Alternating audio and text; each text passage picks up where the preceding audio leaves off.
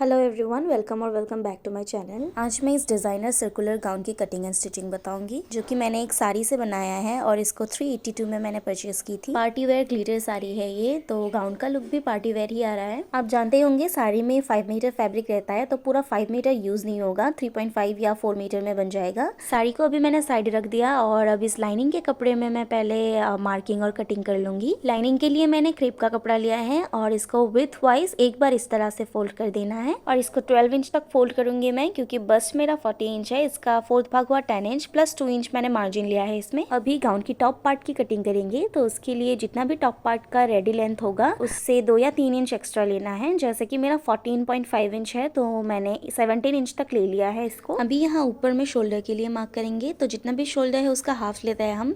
तो मेरा ready shoulder है 14 इंच, उसका हाफ हुआ 7 इंच, लेकिन मेरा नेक की डीपनेस बहुत ज़्यादा है, इसलिए मैंने 1.5 इंच और कम कर दिया है शोल्डर को। नेक की डीपनेस ज़्यादा होने से ये करना होता है, तो मैंने 5.5 इंच पर मार्क किया है। अब यहाँ शोल्डर लाइन के नीचे में आर्म होल के लिए मार्क करेंगे। आर्म होल के लिए जितना भी आपका चेस्ट है उसको 6 से डिवाइड करना होता है। जैसे कि मेरा चेस्ट है 40 इंच, उसको 6 से डिवाइड करने के बाद आया 6.5 इंच, तो 6.5 इंच पर मैंने मार्क कर दिया और अब शोल्डर और आर्म होल को इस तरह से लाइन बनाकर मिला दिया है। और अब यहाँ शोल्डर लाइन को आगे की तरफ थोड़ा बढ़ा लूँगी नेक लाइन बनाने के लिए। तो नेक विड्थ मैं 2.5 इंच रख रही हूँ। सिलने के बाद ये 3 इंच का बन जाएगा, क्योंकि हाफ इंच इसमें सिलाई में आ जाएगा और इस तरफ भी हाफ इंच सिलाई में आ जाएगा, तो शोल्डर मेरा 2 इंच का बनेगा। अभी 2.5 इंच का हो रखा है। और अब यहाँ से नेक विड्थ का जो मार्क किया था, यहाँ से नेक की लेंथ के लिए मार्क करना है।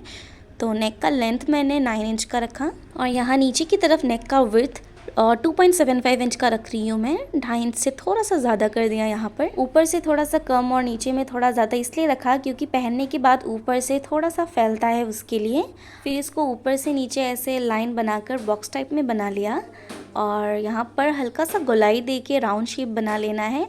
आप अपनी पसंद का कोई भी नेकलाइन बना सकते हैं। अब शोल्डर को आर्म होल की साइड से हाफ इंच ऊपर को उठा दिया है मैंने, ताकि शोल्डर फैल कर गिरे नहीं बॉडी से। उसके लिए शोल्डर को अगर ऊपर किया है तो यहाँ आर्म होल भी बड़ा हो जाएगा ज़्यादा, तो आर्म होल को भी हाफ इंच इस तरह से छोटा कर दिया। देखिए दोनों हाफ इंच ही किया है बराबर बिल्कुल। अब यहाँ ऊपर शोल्डर से नीचे की तरफ लेंथ के लिए मार्क करना है, मतलब टॉप पार्ट का लेंथ। तो जितना भी आपका रेडी लेंथ चाहिए उससे 1 इंच ज़्यादा लेना है, क्योंकि हाफ इंच ऊपर शोल्डर को दबाने में लगेगा और हाफ इंच नीचे दबाने में लगेगा।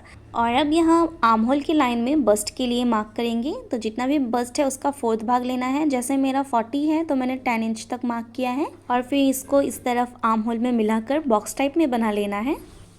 और जो लेंथ के लिए मार्क किया था वहाँ पर अभी कमर के लिए मार्क करना है, तो जितना भी कमर है इसका भी 4th भाग लेना है और प्लस 1 इंच डार्ट के लिए ज़्यादा लेना है। जैसे मेरा 34 कमर का 4th भाग हुआ 8.5 इंच प्लस 1 इंच डार्ट के लिए, तो 9.5 इंच पे मैंने मार्क किया। फिर यहाँ पर इसको लाइन बना दिया और यहाँ बस्ट और कमर को भी इस तरह से लाइन बनाकर मिला देना है।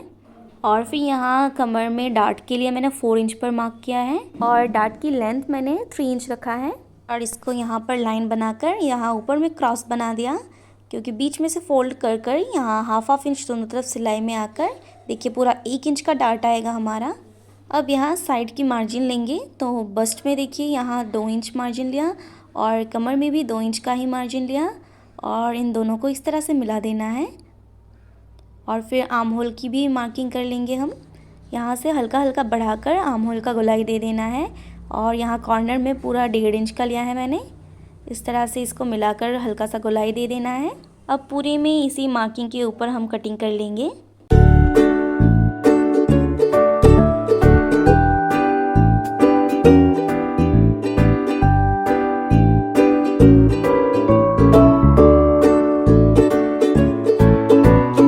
देखिए कटिंग हो गई है। अभी इसको साइड रखते हैं और फ्रंट पार्ट की कटिंग करेंगे अब। और फ्रंट पार्ट के कपड़े को हमें 3 इंच या उससे ज़्यादा ही फोल्ड करना होता है। देखिए मैंने इसको लगभग 3 इंच ज़्यादा फोल्ड किया है, इस तरफ से एक्स्ट्रा है 3 इंच। अब हमें बैक पार्ट के ऊपर ही इसको ट्रेस कर लेना है, जहाँ शोल्डर आर्म होल सब कुछ जितना है उतने में ही अभी इसको मार्क कर लेना है ऐसे हल्का सा। अब इसको हटाकर नेक का डीपनेस के लिए मार्क करेंगे। तो पहले विड्थ जितना है बैक का उतना ही रखा है, अभी डीपनेस मैं फ्रंट का 8 इंच रखूँगी। तो 8 इंच पर मैंने इस तरह से मार्क कर दिया और अब नीचे की तरफ भी जितना डीपनेस था ठीक उतना ही 2.7 इंच पर मैंने मार्क किया और फिर इसका ऐसे बॉक्स बनाकर हल्का सा यहाँ पर घुमाकर राउंड शेप दे देना है। अब यहाँ शोल्डर से इस तरफ नीचे में बस्ट पॉइंट के लिए मार्क करना है, तो मैंने 11 इंच तक लिया है और यहाँ अंदर की तरफ से इसको 4 इंच तक लिया है मैंने। और अब इसको पूरा नीचे में स्ट्रेट लाइन खींच देना है एक, और यहाँ नीचे में कमर के हिस्से में 3.5 इंच तक इसको मार्क करूँगी, मतलब कि वहाँ से 1/2 इंच हुआ इस तरफ, और फिर इसको भी इस तरह से मिला देना है तिरछे में। और अब यहाँ से उस तरफ 3 इंच पर एक मार्क करना है ऐसे, और अब इसको भी बीच वाले लाइन से ऐसे तिरछे में मिला लेना है स्ट्रेट करके, और फिर यहाँ पर हल्का सा ऐसे घुमाव देते हुए इस शेप में हमें एक मार्क करना है। देखिए आप शेप अच्छे से देख लीजिए, इस तरह से ऐसे मिला कर लेना है, मतलब कि फ्रंट पार्ट को हम प्रिंसेस कट में कट करेंगे। और अभी यहाँ पर फ्रंट आर्म होल का भी डीपनेस के लिए मैंने मार्क कर दिया इस तरह से। अब आर्म होल का जो सेंटर है यहाँ से इसको ऐसे मिला देना है। देखिए बिल्कुल सेंटर से इसको यहाँ तक मिलाया है बस्ट पॉइंट तक। अभी देखिए ये बीच का ये पार्ट हमारा कट होके निकल जाएगा, ये यूज़ नहीं होगा। तो देखिए इसमें 4 इंच हमारा घट गया, तो दूसरी तरफ हम 3 इंच एक्स्ट्रा ले लेंगे नीचे में, और फिर यहाँ भी ऊपर में भी हाफ इंच करके दोनों तरफ 1 इंच पूरा चला जाएगा। तो ऊपर में भी हमें 1 इंच एक्स्ट्रा ले लेना है और फिर ऊपर से नीचे इसको इस तरह से अच्छे से मिला लेना है। उसके बाद यहाँ कमर के हिस्से में लगभग 1/2 इंच मैंने ऊपर को उठा दिया, फिर वहाँ से यहाँ सेंटर तक आते टाइम मैंने हल्का सा इसको बढ़ा दिया है लाइन से ज़्यादा, मतलब कि ये मैंने थोड़ा गोल टाइप का बनाया है, इसी तरह से आपको भी बनाना है। फिर इसी लाइन के ऊपर इसको कट कर लेना है। और अभी देखिए ये बीच का जो लाइन है इसको भी कट कर देना है। ये हमारा 2 पीस में बनता है प्रिंसेस कट। फिर आर्म होल के भाई जो अंदर वाला हिस्सा है फ्रंट पार्ट का उसको कट किया, और ये जो छोटा सा बीच का पोर्शन है वो हमारा सिलाई में यूज़ नहीं होगा, मतलब वो एक वेस्ट पीस है, वो हट जाएगा हमारा। फिर इस तरफ भी कट करके देखिए ये मेरा 2 पीस बना है, ये साइड का और ये बीच का एक ही पीस बनेगा। नेकलाइन को भी कट कर लेना है। देखिए ये इस तरह से हमारा बीच का एक पार्ट है और साइड का ये 2 पार्ट इस तरह से जॉइंट होगा। अब बाकी के फैब्रिक से नीचे का अम्ब्रेला कट करेंगे, तो उसके लिए पहले कपड़े को इस तरह से एक बार फोल्ड करके 2 पीस में कपड़े को लेना है। फिर साइड से इसको ऐसे उठाकर कपड़े को डायगोनली ऐसे एक बार फोल्ड करना है। अभी कपड़ा हमारा 4 पार्ट में आ गया है, तो इसलिए कमर का भी 4th भाग लेना पड़ेगा। जैसे कि मेरा कमर था 34 इंच, तो मेरा 8.5 इंच हुआ और उसमें मैंने 1 इंच एक्स्ट्रा लिया है दोनों तरफ से दबाने के लिए। अब ऊपर के एकदम कोने से नीचे इस लाइन तक इसको देखना है कि कितना है, तो मेरा बीच में इसका 11.5 आ रहा है, तो हर तरफ इसको 11.5 में ही मार्क करना है। देखिए यहाँ इस साइड में हर तरफ मेरा बराबर 11.5 इंच पे मैंने मार्क कर दिया। अभी इस तरफ देखिए 11.5 इंच मेरा उस लाइन से थोड़ा ऊपर को ही आ रहा है, थोड़ा सा मतलब राउंड शेप में बनता है ये हल्का सा। तो इसी तरह से मैंने इसको 11.5 इंच में हर तरफ मार्क किया है। अब इस लाइन से नीचे की तरफ हमें लेंथ के लिए मार्क करना है। अब जितना भी मेरी गाउन की रेडी लेंथ है उससे 14 इंच में माइनस करूँगी, क्योंकि 14.5 इंच मेरा ऊपर का टॉप में आ गया और 1/2 इंच इसको भी जोड़ने में लगेगा एक्स्ट्रा, तो 14 इंच ही माइनस किया, 1/2 इंच को छोड़ दिया है। लेकिन अब मैं 4 इंच और माइनस करूँगी, क्योंकि इनर का फैब्रिक मेन फैब्रिक से थोड़ा ज़्यादा छोटा रखना चाहिए उसके लिए। तो इसकी टोटल लेंथ मैं 33 इंच का रखूँगी, और ये 33 इंच कैसे आया वो आप स्क्रीन में देख सकते हैं। अब देखिए ये ऊपर के 2 पार्ट छोटा होगा, लेकिन नीचे का 2 पार्ट्स मेरा बड़ा है, तो कट करने के बाद नीचे से जो कपड़ा बचेगा उससे मुझे ये ऊपर के पार्ट्स में जॉइंट करना पड़ेगा। तो अभी इसको ऊपर में खींचकर मैं कमर से नीचे तक यहाँ 33 इंच पर मार्क कर लूँगी हर तरफ।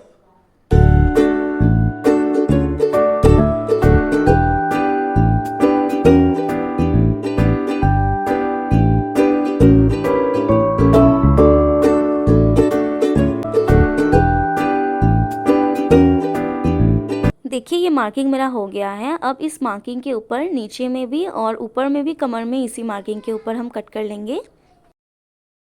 देखिए ये कट हो चुका है, ये इस तरह से था। इसका जो सीधा वाला पार्ट है इसको यहाँ पर ऊपर में थोड़ा सा चढ़ा कर रखना है, लगभग 1/2 इंच। अभी नीचे का पार्ट जितना लंबा है उस हिसाब से ऊपर के पार्ट को टच करेंगे तो फील हो जाएगा। नीचे का जितना भी लंबा है टच करते हुए उसको उतने में मार्क कर लेना है इस तरह से, और फिर इसी लाइन के ऊपर इसको कट कर लेना है। अब यहाँ इसमें बीच में फोल्ड आ रहा है तो इसको भी कट करके अलग कर लेना है। अब इसका जो स्ट्रेट वाला पार्ट है इसको इस तरह से मिलाकर 1/2 इंच की दूरी से दोनों को जॉइंट कर लेना है इस तरह से। देखिए ये 2 पीस हमारा बन गया है और दोनों में ही एक एक साइड में वो जॉइंट आएगा। अब यहाँ देखिए टॉप पार्ट्स में मैंने मेन फैब्रिक को भी कट करके यहाँ पर पिंस लगा लिया है और यहाँ नीचे का अम्ब्रेला भी मैंने कट कर लिया है और इसको जो 3 इंच घटाया था इनर पार्ट का अभी इसमें बढ़ा दिया है वो। अब बचे हुए फैब्रिक से स्लीव्स को कट करना है। तो स्लीव्स के लिए फैब्रिक को ऐसे 4 पार्ट में फोल्ड करना है। देखिए ये एक फोल्ड हो गया और ये 2 फोल्ड, मतलब कपड़ा टोटल 4 पार्ट में आ गया। अब यहाँ ऊपर में जो टेढ़ा मेढ़ा हो रखा है यहाँ पर मैं एक लाइन बना लूँगी सीधा सा। अब देखिए मेरा नॉर्मल स्लीव का लेंथ है 20 इंच, लेकिन मैं चूड़ीदार स्लीव बना रही हूँ तो इसलिए मैं 12 इंच एक्स्ट्रा रख रही हूँ, तो 32 इंच तक मैंने लिया है। अगर आपको नॉर्मल स्लीव बनाना है तो आप नॉर्मल बना ले, अगर ऐसे चूड़ीदार बनाना है तो आप 10 से 12 इंच तक एक्स्ट्रा और लंबा ले लें। अब नीचे की तरफ स्लीव का राउंड जितना है उसका हाफ लेना है। जैसे मेरा 6 इंच है तो मैंने 3 इंच पर मार्क किया है और ऊपर की तरफ जितना भी आपका आर्म होल है उतना ले सकते हैं, तो मैंने 7 इंच तक ले लिया है। अब यहाँ पर 3 इंच तक नीचे डाउन करके ऐसे मार्क करना है और फिर यहाँ लगभग 2 इंच की दूरी से इस तरह से हल्का सा ऐसे दबाकर राउंड शेप बना लेना है स्लीव का और फिर इन दोनों पॉइंट्स को नीचे से ऊपर तक ऐसे मिलाना है और साइड से 1.5 से 2 इंच तक आप ऐसे मार्जिन ले सकते हैं। तो इस तरह से लेकर मार्जिन के लाइन में मैं कट कर लूँगी इसको। देखिए ये दोनों स्लीव हमारा रेडी हो चुका है कट करके। अब चलते हैं सिलाई की ओर। तो ये मेरा टॉप पार्ट का बैक पार्ट है और इसमें मेन फैब्रिक जो है यानी जो साड़ी का फैब्रिक है उसके सीधे वाले साइड में मैंने इनर फैब्रिक को रखा है, ये आप देख सकते हैं। तो इस तरह से रखकर इसके सिर्फ नेक लाइन में अभी 1/2 इंच की दूरी से मैंने सिलाई लगा दिया है। बाकी कहीं पर भी फ़िलहाल सिलाई नहीं लगाया है, सिर्फ नेक लाइन में 1/2 इंच की दूरी से लगाया। और मेन फैब्रिक को कट करते टाइम जितना भी मेरा इनर फैब्रिक है सब कुछ उतना है मैं ही कट किया, बिल्कुल बराबर। बस नेकलाइन के जो ये अंदर है इसको कट नहीं किया था, मतलब नेकलाइन को कट नहीं किया था। ये 1/2 इंच की दूरी से जो सिलाई लगाया है नेकलाइन में, वो सिलाई लगाने के बाद नेकलाइन को मैंने इस तरह से कट कर दिया है। और अब पूरे नेकलाइन में इस तरह से छोटे छोटे कट लगा देना है। स्पेशली ये जो कॉर्नर्स है उनमें कट लगाना ज़रूरी है, जो घुमाव है उसमें। और अब इनर फैब्रिक को इस तरह से पलट लेना है और यहाँ पर धार स्टिच लगा देना है एक, बिल्कुल ये जो सिलाई है उसके बिल्कुल नज़दीक से एक सिलाई लगा देना है यहाँ पर। अब फ्रंट पार्ट का जो बीच वाला पार्ट है उसमें भी सेम इसी तरह से सिल लेना है। इसकी भी मेन फैब्रिक की सीधी वाली साइड के ऊपर इनर फैब्रिक को रखा है और सिर्फ नेकलाइन में ही अभी 1/2 इंच की दूरी से सिलाई लगाया है। और सेम तरीके से इसमें भी इनर फैब्रिक के सब कुछ बिल्कुल बराबर ही कट किया था मेन फैब्रिक को, बस नेकलाइन को कट नहीं किया था। 1/2 इंच की दूरी से सिलाई लगाने के बाद नेकलाइन के भी फैब्रिक को कट कर दिया है और इस तरह से पूरे नेकलाइन में छोटे छोटे कट्स लगा लेना है ऐसे। और अब इसकी भी इनर फैब्रिक को इस तरह से पलट कर धार स्टिच लगा लेंगे। और बाकी के जो 2 पीस थे यानी कि जो प्रिंसेस कट थे, इनके भी मेन फैब्रिक को बिल्कुल बराबर मिलाकर मैंने कट कर लिया है। और अब इसको मेन फैब्रिक के उल्टी वाली साइड रखना है। ये देखिए ये सीधा वाला साइड है और ये रॉन्ग साइड है। बैक पार्ट में और फ्रंट के बीच वाले पार्ट में सीधी साइड में रखा था, लेकिन इन 2 प्रिंसेस कट में उल्टी वाले साइड में ही रखना है। और अब इसके पूरे में साइड साइड से सिलकर, मतलब मेन फैब्रिक और इनर फैब्रिक को साथ में अटैच कर लेना है ताकि सिलाई में कोई प्रॉब्लम ना आए। अब देखते हैं नेकलाइन में जो मैंने धार स्टिच लगाने दिया था उसको इस तरह यहाँ पर लगाना था। देखिए मैंने थोड़ा सा दिखा दिया है ऐसे। और इसका ऐसे सिलाई लगाने के बाद इसको इस तरह से पलटकर ऊपर से एक टॉप स्टिच लगाया था 1/2 इंच की दूरी से लगभग। मेन फैब्रिक को एक तार जितना ऐसे बाहर को रखना है ताकि इनर फैब्रिक बिल्कुल भी ना दिखे। और पूरे नेकलाइन में 0.2 इंच या फिर 1/2 इंच जितना दूरी से पूरे में सिलाई लगा देना है इस तरह से।